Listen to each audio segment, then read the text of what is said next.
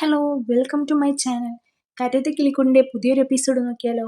അപ്പോൾ ആരെങ്കിലും ആദ്യമായിട്ടാണ് എൻ്റെ ചാനൽ കാണുന്നതെങ്കിൽ ഒന്ന് സബ്സ്ക്രൈബ് ചെയ്ത് സപ്പോർട്ട് ചെയ്യാൻ മറക്കരുതേ. അങ്ങനെ നമ്മൾ സുധീഷ് നിധി താലി അഴിച്ചു കൊടുത്തതിൻ്റെ സങ്കടത്തിൽ ഹരീഷിൻ്റെ ഷോപ്പിൽ പോയിട്ട് ഒരു ബൈക്കിലിരുന്ന് ഇങ്ങനെ ഓരോന്ന് പറയുന്നുണ്ട് കേട്ടോ. കിടന്നു ഇരുന്നൊക്കെ ഓരോന്ന് പറയുന്നുണ്ട്, ഓരോ സങ്കടങ്ങൾ. അവൾ താലി അഴിച്ചു തന്നു, എന്നാലും ഇതെങ്ങനെ സംഭവിച്ചു, അവൾക്ക് ഇപ്പോഴും എന്നെ മനസ്സിലാവുന്നില്ലല്ലോ എന്നൊക്കെ ഇങ്ങനെ പറഞ്ഞ് വിഷമം പറയുന്നുണ്ട്. ഇതൊക്കെ കേട്ടിരിക്കാൻ ടിറ്റോയും ചന്തുവും നമ്മളെ ഹരീഷാണ് ഉള്ളത്. അങ്ങനെ ഇവർക്കാണെങ്കിൽ സംഭവം ഒന്നും മനസ്സിലായിട്ടില്ല. ചന്തുവും ടിറ്റോയും ഇങ്ങനെ ചോദിച്ചുകൊണ്ടിരിക്കുന്നുണ്ട്, എന്തഴിച്ചു മാറ്റിയ കാര്യമാണ് ഈ സുധീഷേട്ടൻ ഈ പറയുന്നതെന്ന്. അപ്പം അവള് തന്നെ എനിക്ക് താലി അഴിച്ചു തന്നിട്ടുണ്ടെന്നുള്ള കാര്യം ഇങ്ങനെ പറയട്ടോ. അന്നേരമാണ് അവർ രണ്ടുപേരും പറയുന്നുണ്ട്, ഇന്നത്തെ കാലത്ത് സുധീഷേട്ടൻ എന്തിനാ ഈ താലിക്ക് ഇത്ര വലിയ മഹാത്മ്യം കൽപ്പിക്കുന്നത്, ഇപ്പോൾ അതൊന്നും ആരും ഇടാറ് പോലും ഇല്ല. എൻ്റെ അമ്മയൊന്നും താലി ഇടാറേ ഇല്ല, അച്ഛൻ കൊണ്ടുപോയി പണയം വെക്കാറാണ്. എന്നാലും രണ്ടാഴ്ച അത് വീട്ടിലിരുന്നാൽ പോലും ആ സമയത്ത് പോലും എൻ്റെ അമ്മ അത് ഉപയോഗിക്കാറില്ല. അങ്ങനെ തന്നെയാണ് എല്ലാവരും. വല്ല നാലാൾ കൂടുന്ന പരിപാടിയിൽ ഇടാന്നല്ലാതെ ആരും അതിന് വലിയ വിലയൊന്നും കൽപ്പിക്കുന്നില്ല എന്നൊക്കെ ഇങ്ങനെ പറയട്ടോ. അങ്ങനെ അവരിങ്ങനെ പറഞ്ഞ് ഓരോ മോട്ടീവ് തന്നപ്പോൾ നമ്മളെ സുധീഷിന് തോന്നി, അപ്പം അതിലൊന്നും വലിയ കാര്യമില്ലല്ലേ എന്ന്. എന്നാലും ചെറിയൊരു സങ്കടം ഉണ്ട് കേട്ടോ. നമ്മളെ എന്തായാലും സുധീഷ് അതിന് വലിയൊരു ഇതായിട്ട് കണ്ടിരുന്നു, ആ നിധി അത്ര അതിനിതായിട്ട് കാണുന്നില്ല എന്നൊക്കെ മനസ്സിലായപ്പോൾ ചെറിയൊരു സങ്കടമൊക്കെ ഉണ്ട്. അതിങ്ങനെ പറഞ്ഞുകൊണ്ടിരിക്കുമ്പോൾ ഇവരിങ്ങനെ ഓരോന്ന് പറയുമ്പോൾ ഹരീഷ് പറയുന്നുണ്ട്, അയാൾക്ക് ഭ്രാന്താടോ എന്നൊക്കെ പറയുന്നുണ്ട്. അങ്ങനെ എന്തായാലും ദേഷ്യം പിടിച്ചിട്ട് നമ്മളെ സുധീഷ് കടയിൽ നിന്ന് ഇറങ്ങി പോകുന്നുണ്ട്. അങ്ങനെ പോയി നേരെ നിൽക്കുന്നത് ബസ് സ്റ്റോപ്പിലാട്ടോ. എന്തായാലും നിധി വരുന്നത് കാണാമെന്ന് വിചാരിച്ചിട്ട് ബസ് സ്റ്റോപ്പിൽ നിൽക്കുന്നുണ്ട്. അങ്ങനെ കുറേ നേരം ഇങ്ങനെ വെയിറ്റ് ചെയ്ത് നോക്കുമ്പോൾ നിധി വരുന്ന കറക്റ്റ് ടൈമൊക്കെ ആയിട്ടുണ്ട്. അങ്ങനെ നിധി വരുമ്പം കാണുന്നുണ്ട്. അങ്ങനെ കാണുമ്പോൾ ചോദിക്കുന്നുണ്ട്, സുധീഷ് എന്താ ഇവിടെയെന്ന് ചോദിക്കുന്നതിന് മുൻപ് തന്നെ സുധീഷ് ചോദിക്കും, നിധി എന്താ ഇവിടെയെന്ന്. അന്നേരം നിധി പറയുന്നുണ്ട്, അത് ഞാൻ തിരിച്ച് അങ്ങോട്ടല്ലേ ചോദിക്കേണ്ടതെന്ന്. അയ്യോ, നിധി വരുന്ന സമയമായിരുന്നല്ലേ, ഞാൻ അത്ര ഓർത്തില്ല എന്നൊക്കെ വെറുതെ അഭിനയിച്ച് പറയുന്നുണ്ട് കേട്ടോ. അങ്ങനെ എന്നാൽ ശരി എന്നൊക്കെ പറഞ്ഞ് നിധി പോവുകയാണ് ചെയ്യുന്നത്. പിന്നാലെ നമ്മൾ സുധീഷ് പോകുന്നുണ്ട്. എന്നിട്ട് ഇങ്ങനെ വെറുതെ ഓരോ കാര്യങ്ങളൊക്കെ തന്നെ സംസാരിക്കുന്നുണ്ട് കേട്ടോ. ഞാൻ എൻ്റെ ഒരു ഫ്രണ്ടിനെ കാത്തിരിക്കുകയായിരുന്നു, ഇപ്പം ഇപ്പോഴാണ് ആൾ വിളിച്ച് പറഞ്ഞത് ആൾ വരാൻ കുറച്ച് ലേറ്റ് ആവുമെന്ന്, അതുവരെ ഞാൻ എന്ത് ചെയ്യുമെന്ന് ആലോചിച്ച് നിൽക്കുകയാണെന്നൊക്കെ പറയുന്നുണ്ട്.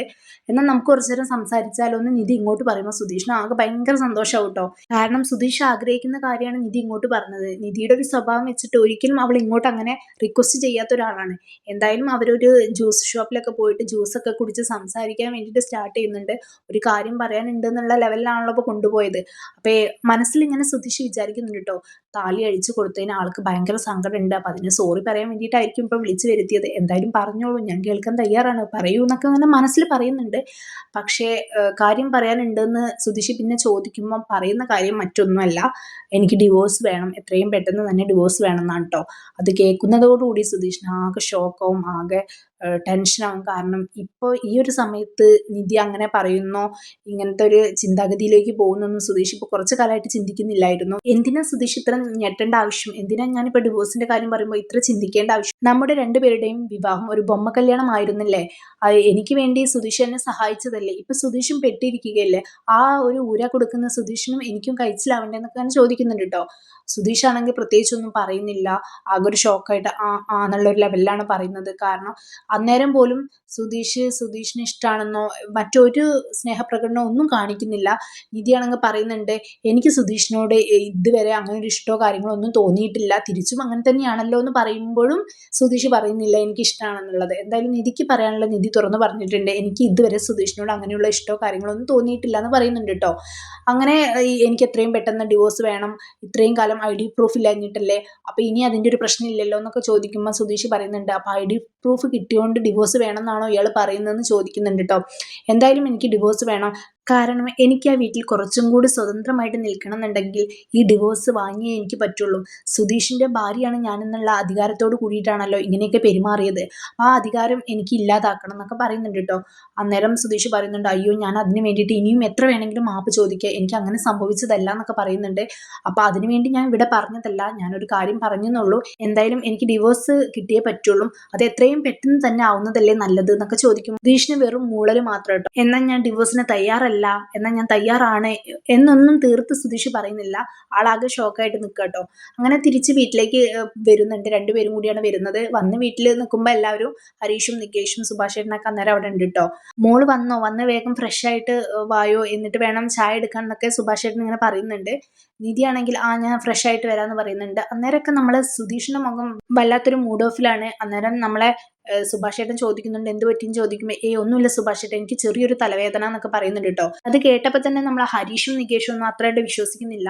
സുഭാഷ് ചേട്ടനാണെങ്കിൽ ഞാൻ ചായ ഇട്ട് തരാന്നൊക്കെ സുധീഷിന്റെ അടുത്ത് പറയുന്നുണ്ട്. അന്നേരം സുധീഷ് വേണ്ടെന്നാട്ടോ പറയുന്നത്. നിധിയാണെങ്കിൽ സുഭാഷ് ചേട്ടന്റെ അടുത്ത് വന്ന് പറയുന്നുണ്ട്, നാളെ എൻ്റെ ഓഫീസിൽ നിന്ന് MDയും ആളും ഇവിടെ വരട്ടെ എന്ന് ചോദിക്കുന്നുണ്ട്. അവർക്കൊരു റിസർച്ചിന്റെ ഭാഗമായിട്ടാണ് ഇങ്ങോട്ട് വരുന്നത്. 100 വർഷങ്ങൾക്കേറെ പഴക്കമുള്ള ഒരു വീടിനെ കുറിച്ചുള്ള റിസർച്ചിലാണ് ഇപ്പോൾ. അപ്പം ഞാനാണ് പറഞ്ഞത് ഇങ്ങനെ ഒരു വീടിനെ കുറിച്ച് എന്നൊക്കെ പറയുന്നുണ്ട് കേട്ടോ. അന്നേരം സുഭാഷ് ചേട്ടൻ പറയുന്നുണ്ട്, വന്നോട്ടെ, അതിനെന്താ ഇത്രമാത്രം ആലോചിക്കാൻ എന്ന് പറയുമ്പോൾ നമ്മളെ ഹരീഷും നികേഷും, അയ്യേ ഈ വീട്ടിലേക്കോ, ഈ വൃത്തിയില്ലാത്ത വീട്ടിലേക്കാണോ അവർ കൊണ്ടുവരുന്നതെന്നൊക്കെ നമ്മൾ നികേഷ് ചോദിക്കുമ്പോൾ നിധി പറയുന്നുണ്ട്, ഈ വീട് കേസിലാണ്, അതുകൊണ്ട് ഇവിടെ ഒന്നും ചെയ്യാൻ പറ്റില്ല എന്ന് ഞാൻ അവരോട് പറഞ്ഞിട്ടുണ്ടെന്നൊക്കെ പറയുന്നുണ്ട് കേട്ടോ. എന്നാൽ കുഴപ്പമില്ലെന്ന് നികേഷും പറയുന്നുണ്ട്. അവർക്ക് വേണ്ടിയിട്ടുള്ള ഫുഡ് വരെ നാളെ ഇവിടെ റെഡിയാക്കാമെന്ന് സുഭാഷ് ചേട്ടൻ പറയും. നിധി പറയുന്നുണ്ട്, അയ്യോ അതൊന്നും വേണ്ട സുഭാഷ് ചേട്ടാ, അവർ പുറത്തുനിന്ന് കഴിച്ചോളും, വല്ല ജ്യൂസോ ചായയോ അങ്ങനെ എന്തെങ്കിലും ചെറുതായിട്ട് കൊടുത്താൽ മതി എന്നൊക്കെ പറയുന്നുണ്ട് കേട്ടോ. അതെന്തായാലും നാളെ നമുക്ക് ആലോചിക്കാം മോളെ, നീ എന്തായാലും ഇപ്പോൾ വേഗം പോയി ഫ്രഷ് ആയിട്ട് വാന്നൊക്കെ സുഭാഷ് ചേട്ടൻ ഇങ്ങനെ നിധിയുടെ അടുത്ത് പറയുന്നുണ്ട്. അന്നേരമൊക്കെ നമ്മളെ സുധീഷിന്റെ മുഖം വല്ലാത്തൊരു മൂഡ് ഓഫിലായിട്ട് ഇത് ആലോചിച്ചിട്ട്. മറ്റാർക്കും ഇതൊന്നും അറിയില്ല. അങ്ങനെ നൈറ്റ് എല്ലാവരും കൂടി കിടക്കുമ്പോൾ സുധീഷ് ഉറങ്ങുന്നൊന്നുമില്ല കേട്ടോ. സുഭാഷ് ചേട്ടൻ ഇങ്ങനെ ശ്രദ്ധിക്കുന്നുണ്ട്, എന്താ സുധീഷ് നിനക്ക് പറ്റിയെന്നൊക്കെ ചോദിക്കുമ്പോൾ ഒന്നുമില്ല എന്നൊക്കെ പറയുന്നുണ്ട്. ഹരീഷും നികേഷിനും ഒക്കെ കാര്യം ചെറുതായിട്ടൊക്കെ മനസ്സിലാവുന്നുണ്ട്. ഡിവോഴ്സാണ് സംഭവം എന്നൊന്നും മനസ്സിലാവുന്നില്ലെങ്കിലും എന്തോ സുധീഷ് ചേട്ടന് കാര്യമായിട്ട് ടെൻഷൻ ഉണ്ടെന്ന് മനസ്സിലാവുന്നുണ്ട്. അല്ലെങ്കിൽ അവർ സീരിയസ് ആക്കി എടുക്കാറില്ല സുധീഷ് ഇങ്ങനെ നിൽക്കുമ്പോഴൊന്നും. അന്നേരം ചോദിക്കുമ്പോൾ എനിക്കൊന്നുമില്ല, നിങ്ങൾ കിടന്നുറങ്ങിക്കോ, വെറുതെ മനുഷ്യനെ മെനക്കടിക്കാനായിട്ട് എന്നൊക്കെ ആട്ടോ പറയുന്നത്.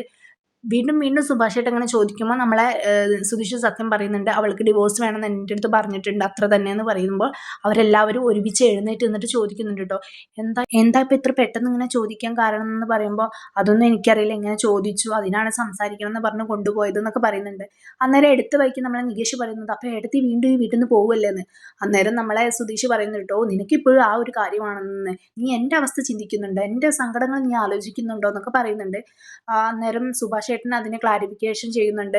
സുധീഷ് അങ്ങനെയല്ല കേട്ടോ നികേഷ് ഉദ്ദേശിച്ചത്, അവന് വേറെ സങ്കടവും കാര്യങ്ങളൊക്കെ ഉണ്ടാവില്ല അവൾ പോകുമ്പോൾ, അതാണ് ഉദ്ദേശിച്ചത് എന്നൊക്കെ പറയുന്നുണ്ട്.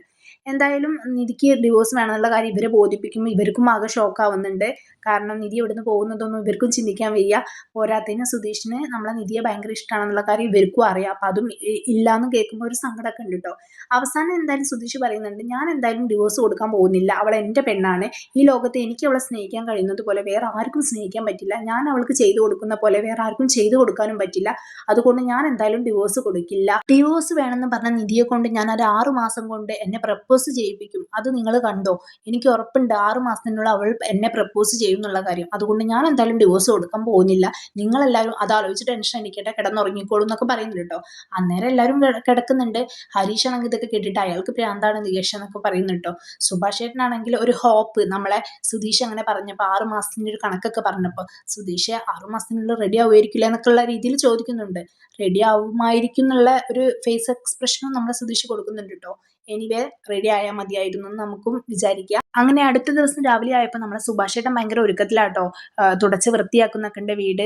നമ്മളെ നിധിയുടെ ഓഫീസിൽ നിന്ന് വരുന്നുണ്ടല്ലോ MD, അപ്പോൾ അതിൻ്റെ ഓരോ ഒരുക്കത്തിലാണ് കേട്ടോ. സുധീഷിന് ഇത് ഓർമ്മയില്ല കേട്ടോ നമ്മളെ MD വരുന്ന കാര്യമൊന്നും. സുധീഷ് ആണെങ്കിൽ പറയുന്നുണ്ട്, എൻ്റെ റൂമും കൂടെ ഒന്ന് ക്ലീൻ ചെയ്യുമെന്ന് പറയുന്നുണ്ട്. പിന്നെ അവിടെ എയർ ഫ്രഷറൊക്കെ അടിക്കുമ്പോൾ ഇത് എന്തിനാ അടിക്കുന്നത്, ഇത് നിധിയുടെ റൂമിലേക്ക് വേണ്ടി വാങ്ങിച്ചല്ലേ എന്ന് ചോദിക്കുമ്പോൾ സുഭാഷ് ചേട്ടൻ പറയുന്നുണ്ട്, ഞാൻ പൈസ കൊടുത്ത് വാങ്ങിച്ചതല്ല, അപ്പോൾ എവിടെ വേണമെങ്കിലും അടിക്കാമെന്നൊക്കെ പറയുന്നുണ്ട് കേട്ടോ. അങ്ങനെ അവർ ഭയങ്കര ഒരുക്കത്തിലായപ്പോൾ ഹരീഷും നികേഷൊക്കെ ഒന്ന് ചോദിക്കുന്നുണ്ട്, ഇന്നെന്താ നേരത്തെ ക്ലീനിങ് ഒക്കെ ആയോ എന്ന് ചോദിക്കുമ്പോൾ വേറെ ഒന്നുമല്ല, നിധിയുടെ ഓഫീസിൽ നിന്ന് MD ഒക്കെ വരുന്നുണ്ടല്ലോ, അപ്പോൾ ഒന്ന് ക്ലീൻ ചെയ്യാമെന്ന് വിചാരിച്ചതെന്ന് പറയുമ്പോഴാട്ടോ നമ്മളെ സുധീഷിന് ആ കാര്യം ഓർമ്മ വന്നത് തന്നെ.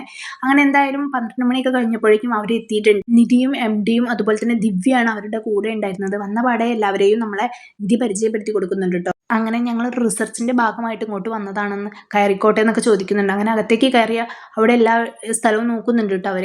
അങ്ങനെ നിധി ഓരോ റൂമൊക്കെ കാണിച്ചു കൊടുക്കുന്നുണ്ട്. പിന്നെ അവർ സംസാരിക്കുമ്പോൾ ദിവ്യ ചോദിക്കുന്നുണ്ട്, ഇവരൊക്കെ നിങ്ങളുടെ കസിൻ ബ്രദേഴ്സ് ആണോ നിധി എന്ന് ചോദിക്കുമ്പോൾ അതെ, സുഭാഷ് ചേട്ടനും സുധീഷും അടക്കം എല്ലാവരും എൻ്റെ കസിൻ ബ്രദേഴ്സ് ആണെന്ന് പറയുന്നുണ്ട് കേട്ടോ. നമ്മളെ സുധീഷ് ആണെങ്കിൽ എന്തോ പറയാൻ വന്നിരുന്നു, അപ്പോഴേക്കും നമ്മളെ നിധി പറഞ്ഞു എല്ലാവരും കസിൻ ബ്രദേഴ്സ് ആണെന്ന്. മേ ബി നമ്മളെ സുധീഷ് അല്ല ഞാൻ ഹസ്ബൻഡ് ആണെന്ന് പറയാൻ വന്നതായിരിക്കും. അപ്പോഴേക്കും നിധി സംഭവം പറഞ്ഞു പോയി. കാരണം ദിവ്യയ്ക്ക് ആർക്കും ഓഫീസിലുള്ള ആർക്കും അറിയില്ലല്ലോ നിധി കല്യാണം കഴിഞ്ഞൊരു കാര്യം. അതാണെങ്കിൽ സുധീഷിനും അറിയില്ല കേട്ടോ നിധി ഇങ്ങനെ പറഞ്ഞിട്ടില്ലാത്ത കാര്യം. അപ്പോൾ എന്തായാലും നമുക്ക് കാത്തിരുന്ന് കാണാം ഇനി എന്തൊക്കെയാണ് കഥയിൽ സംഭവിക്കാൻ പോകുന്നതെന്ന്. ആരെങ്കിലും എൻ്റെ ചാനൽ സബ്സ്ക്രൈബ് ചെയ്യാതെയാണ് കാണുന്നതെങ്കിൽ സബ്സ്ക്രൈബ് ചെയ്ത് സപ്പോർട്ട് ചെയ്യാനും അതുപോലെ തന്നെ ലൈക്ക് ചെയ്യാനൊന്നും മറക്കരുത് കേട്ടോ. അപ്പോൾ ഇതുപോലുള്ള റിവ്യൂസിനായിട്ട് ഈ ചാനൽ ഒന്ന് ഫോളോ ചെയ്യുക. ബൈ.